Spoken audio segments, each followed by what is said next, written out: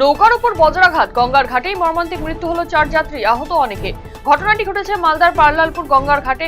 মঙ্গলবার বিকেলে ধুলিয়ান থেকে মালদার পার্লালপুর ঘাটের উদ্দেশ্যে রওনা দিয়েছিল যাত্রীবাহী নৌকোটি, কিন্তু ঘাটে নামার কয়েক মুহূর্তের মধ্যেই আচমকা আকাশ কালো মেঘে ঢেকে যায়, নামে প্রবল বৃষ্টি, শুরু হয় মুহুর্মুহু বজ্রপাত।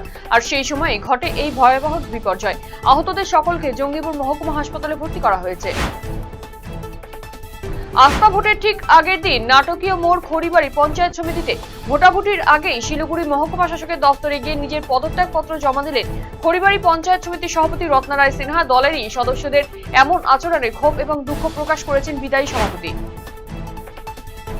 বাগডোগরায় ফের এক মর্মান্তিক পথ দুর্ঘটনায় মৃত্যু হলো এক ব্যক্তির। মঙ্গলবার রাতে ঘটনাটি ঘটেছে বাগডোগরা গোসাইপুর মোড় সংলগ্ন এশিয়ান হাইওয়েতে। পুলিশ জানিয়েছে মৃতের নাম বিকু সিংহ।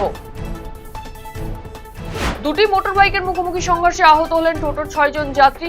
আহত হয়েছে 2 বাইক চালক এবং মঙ্গলবার রাতে দুর্ঘটনাটি ঘটেছে পুরাতন মালদার মুচিয়া গ্রাম পঞ্চায়েতের 7 মাইল সংলগ্ন এলাকায়। দুটি বাইকের মুখোমুখি সংঘর্ষে একটি বাইক ছিটকে গিয়ে ধাক্কা মারে পথ চলতি একটি টোটোতে। টোটোতে থাকা 6 জন যাত্রী আহত হয়। খবর পেয়ে ঘটনাস্থলে আসে পুলিশ। স্থানীয়দের সহযোগিতায় আহতদের মালদা মেডিকেল কলেজ ও হাসপাতালে ভর্তি করা হয়।